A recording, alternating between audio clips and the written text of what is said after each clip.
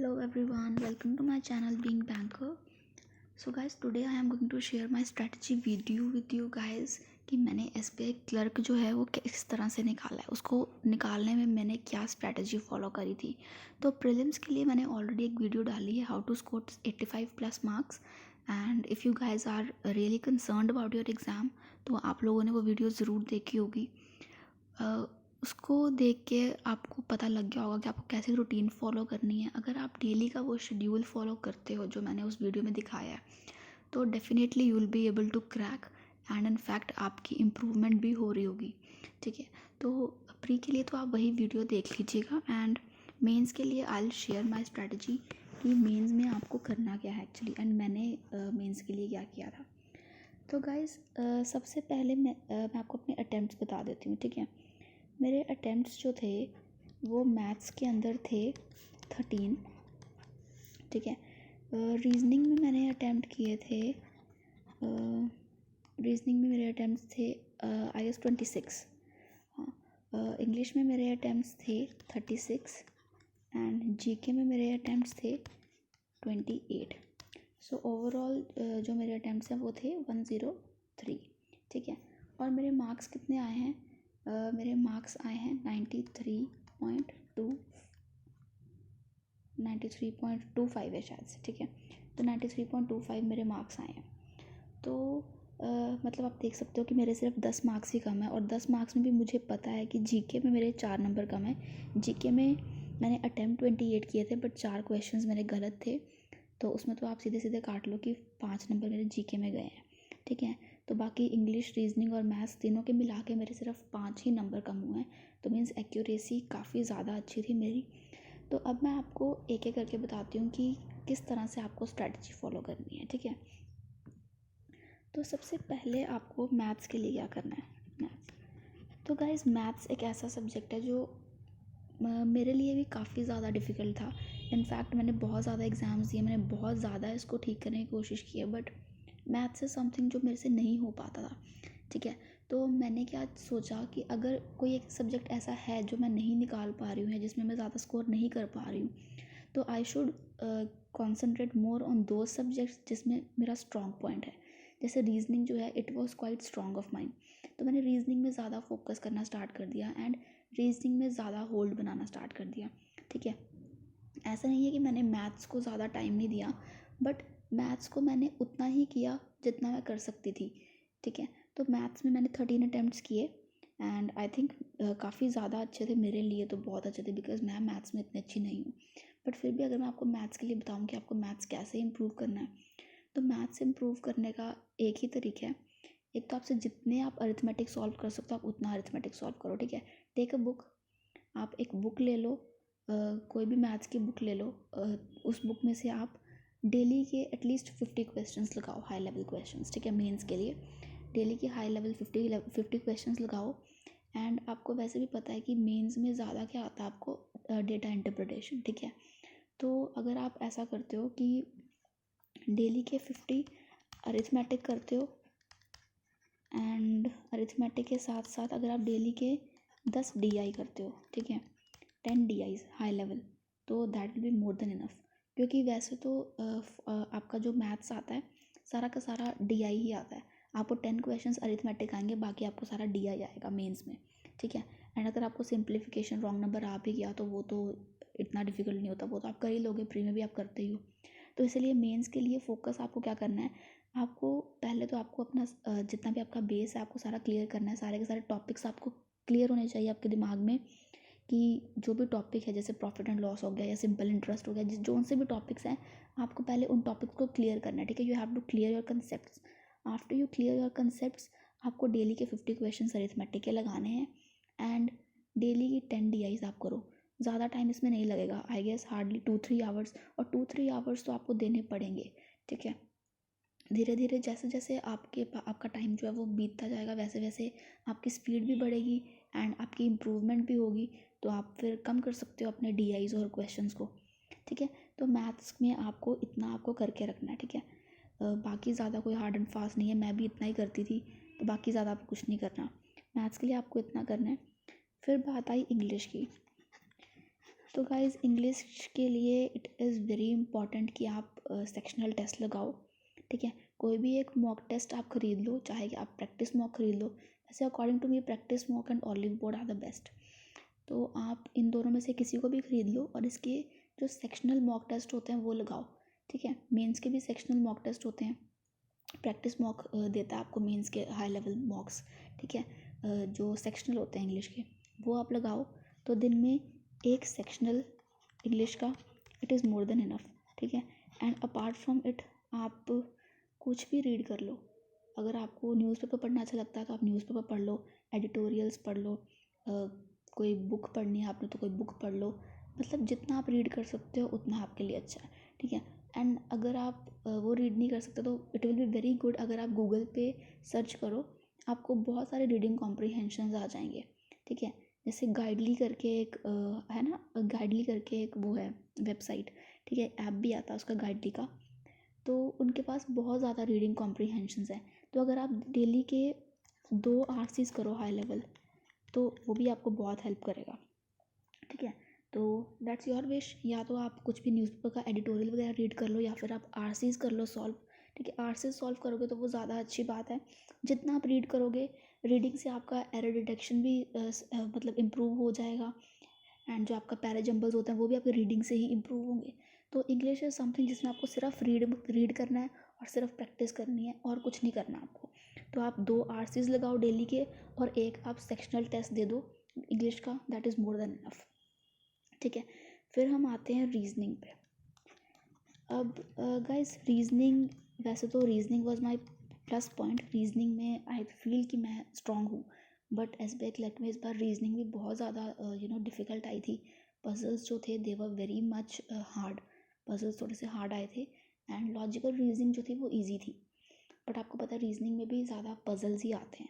तो आपको पजल भी, अब आपने जब प्री की तैयारी करी है तो आपको इतना तो पता ही होगा कि लो लेवल पजल्स तो आपको करने आते ही होंगे कैसे करने, ठीक है। आपका कॉन्सेप्ट तो होगा कि आपको पजल्स सिटिंग अरेंजमेंट कैसे करनी है, आपको सर्कुलर बेस्ड पजल कैसे करनी है, या कोई भी आप जिस तरह के पजल्स आते हैं आपके एजेस वाले आपको कैसे करने हैं, ये आपको पता होगा कि लो लेवल कैसे करना है। बट मेंस में आपको क्या होता है, हाई लेवल आता है। तो अब हाई लेवल करने के लिए आप क्या करोगे, आप डेली के 5 पजल सॉल्व करो, ठीक है। और कुछ नहीं करना, डेली के 5 puzzles. Guys everything is about practice. जितना आप प्रैक्टिस करते हो उतना आपका कॉन्सेप्ट भी अच्छा होगा, उतनी आपकी स्पीड भी बढ़ेगी। वैसे भी मेंस में it's not about speed, it's about accuracy. जितना आप करते हो उतना आप करेक्ट करो, ठीक है। आप अगर 20 क्वेश्चंस करते हो तो आप करेक्ट करो, ज़रूरी नहीं है कि आपको 50 के 50 क्वेश्चंस अटैम्प्ट करने हैं। जितने करने हैं आपको करेक्ट करने हैं, ठीक है। तो रीजनिंग में आप 5 पजल्स करो, वो भी हाई लेवल, ठीक है। हाई लेवल पजल्स आप दिन में अटैम्प्ट करो 5। एंड मेरे ख्याल से रीजनिंग में दिस इज़ सफिशेंट, ठीक है। रीजनिंग में बस 5 पजल्स आप करो। बाकी लॉजिकल रीजनिंग अगर आपको करनी है तो लॉजिकल रीजनिंग थोड़ा सा आप ध्यान दे सकते हो। बट अगर आप सेक्शनल टेस्ट करोगे तो लॉजिकल रीजनिंग उसमें आ जाएगी। तो अभी के लिए फ़िलहाल आप डेली के शेड्यूल में सिर्फ इतना रखो कि आपको रीजनिंग के 5 पजल्स करने हैं, ठीक है। एंड लास्ट आता है हमारा जीके।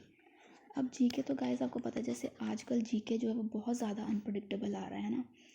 तो बहुत सारे लोगों के डाउट्स है कि जीके कैसे क्लियर करें। जीके में नंबर लेना सीरियसली बहुत ज़्यादा डिफ़िकल्ट हो गया, क्योंकि हमें भी पता नहीं लगता कि कहाँ से एग्ज़ाम आ रहा है जीके का। इनफैक्ट हम सोचते हैं कि हमने अफेयर्स क्लाउड पढ़ा, वो भी हमसे नहीं हुआ, हमने बहुत सारे सोर्सेज पढ़े। अगर मैं अपनी बात करूँ तो मैंने एक पढ़ा था अफेयर्स क्लाउड और एक मैंने पढ़ा था द हिंदू, ठीक है, जो अड्डा का आता है ना द हिंदू मंथली, एक मैंने पढ़ा था वो। तो मुझे पर्सनली ऐसा फील होता है कि जो अफेयर्स क्लाउड है, वैसे तो affairs cloud is a good source, but बहुत ज़्यादा लेंथी सोर्स है। एंड काफ़ी लोगों को बहुत ज़्यादा लेंथी लगता होगा अफेयर्स क्लाउड, क्योंकि अगर आप उसका मंथली पीडीएफ पढ़ने जाओ डिटेल वाला तो वो तो बहुत ही ज़्यादा टाइम टेकिंग है, ठीक है। तो guys I would prefer you people कि आप एक तो द हिंदू पढ़ो, the Hindu is very good, ठीक है। द हिंदू आप मंथली 40-50 पेजेस का पीडीएफ आता है, तो वो आप पढ़ो, ठीक है। एंड द हिंदू के साथ एडिशनल आप जितने भी आपसे हो सकते हैं आप वो सॉल्व करो, क्विज़ेस, ठीक है। छोटे छोटे क्विज़ेस आप सॉल्व करो, ठीक है। मंथली आप 2 हिंदू पढ़ लिया करो एंड 2 हिंदू के साथ आप क्विज़ेस सॉल्व करो। ठीक है। क्विज़ेस आप कहीं से भी दे सकते हो। आप अफेयर्स क्लाउड के क्विज़ेस दे दो, ग्रेडअप के क्विज़ेस दे दो, जहाँ से भी आप क्विज़ देना चाहते हो आप दे दो। ठीक है। क्विज़ेस आप दो डेली।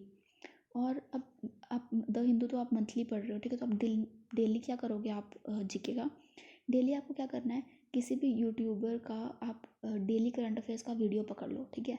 कोई भी एक चैनल, आप कपिल कटपाल सर पकड़ लो, या फिर अड्डा की भी आती है डेली करंट अफेयर्स। तो आप चाहे अड्डा के पकड़ लो। वैसे आप द हिंदू कर रहे हो अड्डा के, तो इट विल बी बेटर कि आप कपिल कटपाल सर की ही आप वीडियो देखो। ठीक है। तो उनकी आप डेली की जो वीडियो है करंट अफेयर्स की, वो आप डेली देखना स्टार्ट करो। हार्डली आधे घंटे की वीडियो होगी, तो आधा घंटा आप जीके का उसको दो डेली का। ठीक है। आधा घंटा आप उस वीडियो को देखो एंड आधे ही घंटे में आप उस डेली के आप करंट अफेयर्स के जो क्विज़ेस हैं वो लगा लो। और जब आपका महीना कंप्लीट हो जाएगा तो आप द हिंदू जो है वो पढ़ लेना। द हिंदू से आपका जितना भी आपने किया होगा वो सारा रिवाइज हो जाएगा। ठीक है। तो इससे आपके ऊपर बर्डन भी नहीं पड़ेगा, because affairs cloud I know it is a very big source, और जब उसमें से क्वेश्चंस नहीं आते तो बहुत ज़्यादा डिसअपॉइंटमेंट होती है, डेफिनेटली होगी। ठीक है। तो आप बस द हिंदू पढ़ो और जो कपिल कटपाल सर की वीडियोज़ हैं वो देख लो। ठीक है। एंड डेली देखना। ठीक है। कपिल कटपाल सर की वीडियोस डेली वाली। ठीक है। नॉट मंथली और वीकली, ऐसा वाला नहीं देखना आपने, डेली वाला देखना है। तो गाइज मैथ्स भी मैंने बता दिया आपको, जीके भी बता दिया, रीजनिंग बता दिया और इंग्लिश भी बता दिया। ये मैंने आपको बताया डेली शेड्यूल। तो ये आपको फॉलो करना है 6 डेज़, हफ्ते में 6 डेज़ आप इसको फॉलो करो। एंड जो एक आपका संडे का डे बचता है, आप उसको रिजर्व्ड रखो एक मॉक के लिए। ठीक है। संडे को आपको कुछ नहीं करना। संडे को आपको सिर्फ कपिल कटपाल सर की वीडियो देखनी है, बस आपको जीके करना है संडे को। ठीक है। अपार्ट फ्रॉम दैट आपको कुछ नहीं करना, करंट अफेयर्स ही करने हैं सिर्फ, और आपको कुछ नहीं करना। और एक क्या चीज़ करनी है आपको, मॉक टेस्ट। ठीक है। एक आप मॉक टेस्ट लगाओ। मॉक टेस्ट में आपको 2-2.5 घंटे लग जाएंगे आपके। अच्छे से मॉक टेस्ट दो, एनालाइज करो कि आपके मॉक टेस्ट में कितने मार्क्स आ रहे हैं। एंड जो कोई चीज़ आपकी नहीं आ रही मॉक टेस्ट में, आपको उस चीज़ को आप इम्प्रूव करने की कोशिश करो। ठीक है। अब रीजनिंग में जैसे मैंने आपको कहा था कि डेली के आप सिर्फ पजल्स ही करोगे, मैंने इसलिए आपको कहा था क्योंकि रीजनिंग में दो आपको वो भी आता है, लॉजिकल रीजनिंग भी आती है आपकी, बट और जो मिसलेनियस पार्ट है वो भी आता है। बट क्या होता है ना, ये पजल्स जो है उसकी ज़्यादा वेटेज होती है। ठीक है। जो मिसलेनियस पार्ट है वो आप मॉक टेस्ट में भी कवर कर सकते हो, और जब आप मॉक टेस्ट दोगे आपको इवेंचुअली पता लग जाएगा कि आपका कौन सा टॉपिक जो वीक है। तो जब आप मॉक टेस्ट देते हो, आपको अगर पता लग जाता है कि आपका ये टॉपिक जो है वो रीजनिंग का वीक है, तो आप उस टॉपिक के ऊपर आप टाइम दे सकते हो। ठीक है। बट ऐसे ही टाइम वेस्ट करना is not good. Guys the thing is कि आपको स्ट्रैटेजी के साथ काम करना होता है। ठीक है। Hard work is not always important. दो मुझे पता है बहुत से लोग बहुत ज़्यादा हार्ड वर्क करते होंगे, 10-10 घंटे पढ़ते होंगे, but that is not required अगर आप गुड स्ट्रैटेजी के साथ काम कर रहे हो तो। ठीक है। तो इट इज़ बेटर कि आप अच्छी स्ट्रैटेजी के साथ काम करो, मॉक टेस्ट लगाओ संडे को, और जितना मैंने आपको कहा है उतना ही आप डेली पढ़ो फॉर 6 डेज़। ठीक है। एंड आई बेट कि आपके मार्क्स ज़रूर इम्प्रूव होंगे। इवन मैंने भी यही शेड्यूल फॉलो किया। I am not a kind of person 10-10 घंटे पढ़ने वाला, मेरे अंदर बिल्कुल वो नहीं है। ठीक है। मैंने भी इतना सा ही पढ़ा है। I was also a kind of person कि अगर मुझसे क्वांट नहीं हो रहा, दो मैं ये नहीं कहती कि आपको क्वांट छोड़ देना है। ठीक है। बट हाँ, अगर फिर भी आप इम्प्रूव कर रहे हो, नहीं कर पा रहे हो इम्प्रूव, ठीक है, you are trying to, but आप फिर भी नहीं कर पा रहे हो इम्प्रूव, तो it will be better for you कि आप किसी और सब्जेक्ट को जो आपका स्ट्रॉन्ग है उसको आप ज़्यादा स्ट्रॉन्ग बनाओ। ठीक है। एंड जीके तो ऐसी चीज़ है जिसके ऊपर आप रिलाई मत करो। कई लोग होते हैं कि जीके को बहुत ज़्यादा रटने की कोशिश करते हैं। ठीक है। पेपर का जब आपका मेंस की डेट आ जाती है तो 1 महीना बस जीके को रटते रहते हो, फिर भी जाके मार्क्स आते हैं 5-6। तो वो इसलिए आते हैं बिकॉज एक तो जीके बहुत ज़्यादा डिफ़िकल्ट होती है, एंड जब आप 1 महीना उसको रीड करते हो, 1 महीना आप पढ़ते हो जीके को, तो वो रिटेन नहीं होता। तो इट्स बेटर आप रोज़ थोड़ा थोड़ा जीके पढ़ो, ताकि आपको लास्ट टाइम में बर्डन ना फील हो। ठीक है। तो ये सब आपको करना है, और एक मॉक टेस्ट आपको डेली आपको मतलब हफ्ते का आपको एक मॉक टेस्ट ज़रूर लगाना है। ठीक है। तो that's all, this was my strategy कि मैंने आपका अपना एग्ज़ाम कैसे निकाला है। एंड बाकी गाइस जीके में आपको हाँ बैंकिंग अवेयरनेस भी आती है। ठीक है। तो बैंकिंग अवेयरनेस आपको कैसे करनी है? अगर बैंकिंग अवेयरनेस मैं आपको बोलूँ तो एक वो आता है, एग्ज़ाम पंडित आपने सुना होगा, ठीक है। एग्ज़ाम पंडित करके भी एक वेबसाइट है, ठीक है। इनकी एक बैंकिंग की पीडीएफ है, बैंकिंग अवेयरनेस की पीडीएफ है, and I personally have read that PDF. वो पीडीएफ मुझे तो काफ़ी अच्छी लगी, specially for interview also and for banking के जो एग्ज़ाम्स के अंदर जो बैंकिंग अवेयरनेस आती है उसके लिए भी, ठीक है। तो दोनों के लिए ही ये इनकी जो पीडीएफ है वो बहुत अच्छी है।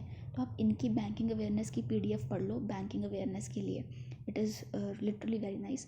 और अपार्ट फ्रॉम दैट फिर आप अनिल अग्रवाल सर की भी, अगर आपको इंटरव्यू प्रिपरेशन चाहिए तो आप अनिल अग्रवाल सर की तो वीडियोस देख ही सकते हो। एंड मैंने भी बनाई है इंटरव्यूज़ की सीरीज़, ठीक है। मैं भी धीरे धीरे कवर कर रही हूँ सारी की सारी इंटरव्यू की सीरीज़। एंड मेरा कॉन्सेप्ट ऐसा है कि मैंने बहुत ज़्यादा शॉर्ट रखा है अपनी वीडियोज़ को, ठीक है। वो जो वीडियोज़ है मेरी, those are only for 2 minutes. तो 2 मिनट में आप, जैसे अगर आप चेक के बारे में पढ़ना चाहते हो, एटीएम के बारे में पढ़ना चाहते हो, आपको 2 मिनट में पढ़ लोगे, ताकि आपको ज़्यादा प्रॉब्लम ना हो, लंबी चौड़ी आपको 20-20 मिनट की वीडियो ना देखनी पड़े एक पर्टिकुलर टॉपिक के लिए, ठीक है। तो आप उन वीडियोज़ को, मेरी वीडियोज़ को भी रेफ़र कर सकते हो। अगर कोई भी वीडियो आपको चाहिए जो आपको नहीं मिल रही, तो you can tell me, I will definitely make that video for you as well. तो अगर आपको कोई भी और भी डाउट है किसी सब्जेक्ट को लेकर, तो I will try to solve that doubt, and video बनाने की भी कोशिश करूँगी मैं as soon as possible. So guys, that's it for today's video. सो ज़्यादा लंबा नहीं खींचते इसको, and thank you for watching the video. And अपनी प्रिपरेशन जारी रखो, एक ना एक दिन डेफिनेटली सक्सेस मिलेगा। Even I have also given 3 years, ठीक है। मैंने भी 2018 से आई वॉज प्रिपेयरिंग, तो अब जाके मेरा एग्ज़ाम निकला है। बहुत ज़्यादा बीच में हर्डल्स आते हैं, but you don't have to stop, you just have to keep going. So ultimately one day you will definitely find success. तो आप एग्ज़ाम देते रहो and keep preparing. And for more such videos आप मेरी videos को like करो, and मेरे channel को भी सब्सक्राइब करो, एंड शेयर इट जितना भी आप कर सकते हो, ठीक है। तो thank you guys, and I will see you in the next video.